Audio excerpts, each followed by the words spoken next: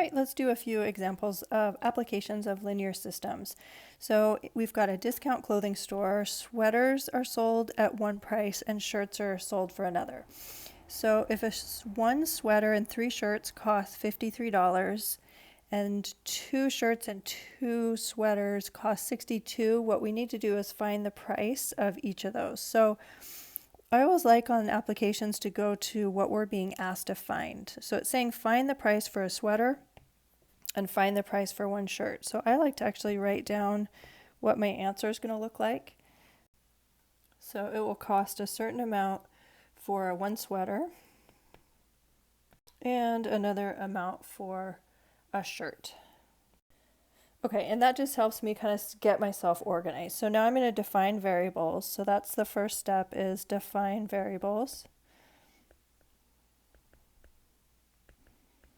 And we just need a variable for each of those unknowns. So we're going to let x equal the cost for a sweater, and let's let y be the cost for one shirt.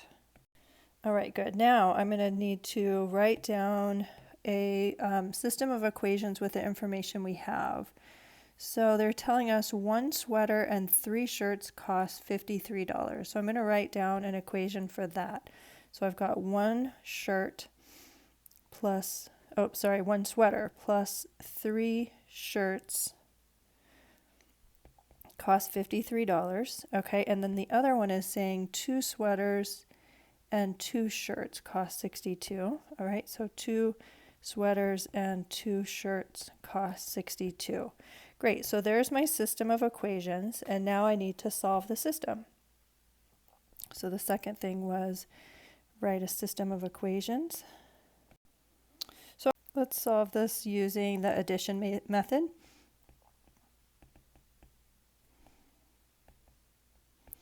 Okay, so if I multiply this one by -2 and then just keep this one as is, we have 2x plus 2y equals 62. Then if I multiply this one by -2x, or -2, I get -2x minus 6y equals a -106.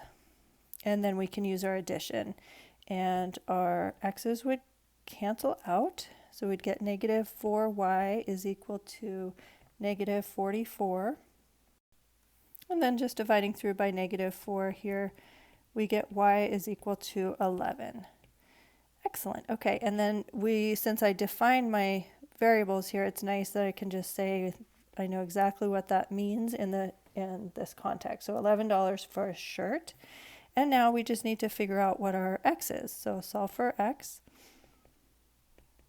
All right, and I'm going to use that top one. It just looks a little bit easier. 1x, I'll just write that as x. Plus 3 times y, and y has a value of 11. So then plugging that in, we'd get x plus 3 times 11, so 33 is equal to 53. And subtracting 33 from both sides, we get x is equal to 20. So a little bit more money for the sweaters. All right, and I'm feeling good. I answered my question. I'm going to do a quick little check. I did all that work to find x in the top equation, so let's just check it in the bottom one. Let's see, we get 2 times x, but x has a value of 20, plus 2 times y, and y has a value of 11. So we're just double checking that that really is equal to 62, which it is going to work out because that is 40 plus 22, which is 62. Okay, excellent. So my check worked, and I'm good to go. So use that strategy, go to the question, figure out what's being asked of you, and then you can define your variables based on what you're trying to find. Let's do another one. So Ellie is considering joining a health club. One charges $5 a month and $3 per visit, and then the second one charges $3.50 a visit with no monthly membership fee. So how many visits will it take so that the monthly price for the 2 clubs would be the same? All right, so I'm going to go to that question mark, and it's saying how many visits in 1 month. How many visits? Okay, there's my question. That's helping me focus. Okay, so I'm going to take that and write out my how my answer is going to look. I'm looking for how many visits. So at a blank number of visits, the monthly price of the two clubs will be the same. Okay, now I'm going to define my variables. So let X equal the number of visits in 1 month. Okay, step 2 is to write the system. Okay, so club 1 and club 2, that's going to be our system. Okay, so club 1 says let's see, $5 per month and $3 per visit. Okay, so the cost would be $5, and then every time you visit it's another $3, so 3 times X. Club 2 is just charging every time you come. It's like having a punch card or something, so $3.50 a visit. Okay, now what we want to do is solve that system. Let's see, when are they going to be the same? So we want the cost of club 1 to cost exactly the same thing as cost of club 2. So what we can do is use substitution. We're just going to plug in the cost for club 1 is 5 plus 3x, and we're going to set that equal to the cost of club 2, which is 3.5 or 350 times x, and then we can solve our system. Subtracting 3x from both sides, we get 5 is equal to 0.5x, and dividing by 0.5, how many little halves are there in 5? 10. So x is equal to 10. And there we have it. At 10 visits, the monthly price of the two clubs is the same. But let's just do a quick check, make sure that we're good. So we want to just make sure that that's actually true. If we plug 10 in, is the price for both of them the same? Let's see, 5 plus 30, that would be 35. And 3.5 times 10 is 35. So that does work. They cost the same. And that's done. So on this one, there's quite a bit that we're being asked to answer, but let's just kind of analyze the problem for a minute. Amanda wants to hire someone to prune her trees and shrubs. One service charges is going to charge $14 and then a certain amount per hour, and then there's going to be a neighborhood gardener who charges something else. So the question is, who should she hire for a 3-hour job? Well, let's figure out what the cost is for the gardener and also for the gardening service. Okay, so for the service, let's see. Let's first of all give ourselves a variable. Let's let x equal the hours of the job. Okay, so for the service, the cost would be, let's see, $14 is just for the consultation, and then $9 for the work per hour. So $9 for every hour, and then plus that consultation fee. Okay, so now for the gardener, they're not charging a consultation. They'll just come, start working, and charge a little bit more per hour. So we have our equation C equals 12x. Okay, so now in part A, we're being asked to find who should I hire for a 3-hour job. So here the time is going to be 3 hours, and remember that x is the number of hours. So we're going to plug that 3 in for x. Okay, so we're going to do that for both the service, and we're going to do that for the local gardener.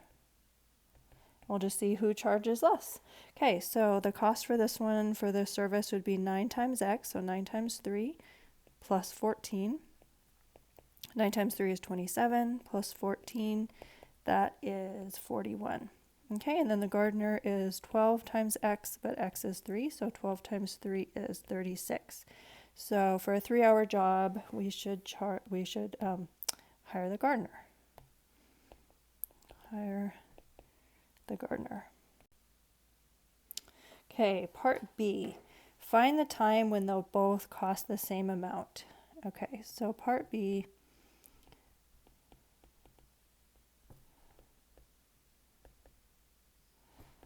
When they cost the same. So this is really similar to what we just did before, where we want the cost for the service, to be equal to the cost for the gardener.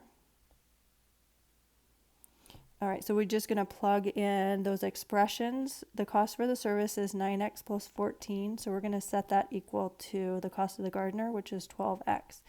And then we can go through and solve for x. Subtracting 9x from both sides, we get 14 is equal to 3x. And then dividing through by 3, we get x is equal to 14 thirds, which simplifies down to 4 and 2/3 hours.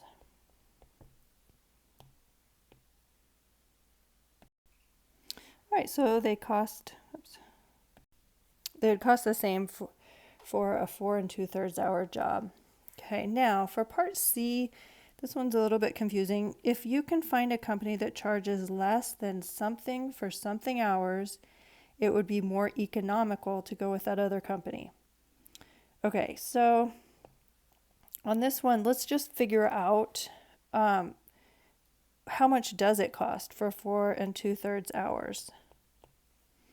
So cost for 4 and 2/3 hours, they're going to cost the same, right? Didn't we just say that they cost the same? And so if I can just plug that 4 and 2/3 hours into either one, 4 and 2/3 hours.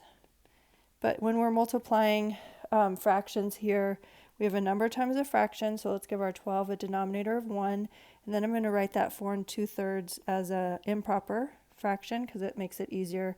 And then you can just multiply straight across if you like doing it that way, and we would get 168 over 3, which simplifies down to 56. And some people like to go if 12 over 1 times 14 over 3. Since we're going to have to divide by 3 at some point anyway, if you like to just do that first, the other way to do that is to divide both the 12 and the 3 by 3. So then you would just multiply 4 times 14 on the top and get 56. And then 1 on the bottom, which we don't even have to write. Okay, so it costs $56 for 4 and 2/3 hours of work. So if you can find something cheaper than that, then it would be more economical. So if we can find something that's cheaper than $56 for 4 and 2/3 hours, you're good to go. Let me just kind of show you that it would cost the same thing if you plugged it into that other equation. 9 times 14 thirds plus 14. 9, we can divide both by 3 at the start, makes it just a tiny bit easier.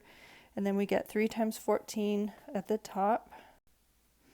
So that is 42 plus 14, which is 56. All right. Yeah, so it costs the same for each of those, both of those companies. All right, so there you go. That one was a little bit more complicated, but that's the big idea with solving systems. It's really helpful to figure out what's being asked. Then you want to define your variable, and then you're going to write down your system of equations, and then go through and analyze. Usually you're going to set them equal. For any question that's asking when are they charging the same, then you set your two expressions equal, the cost expressions, and then you'd figure out your time. All right, so there we go.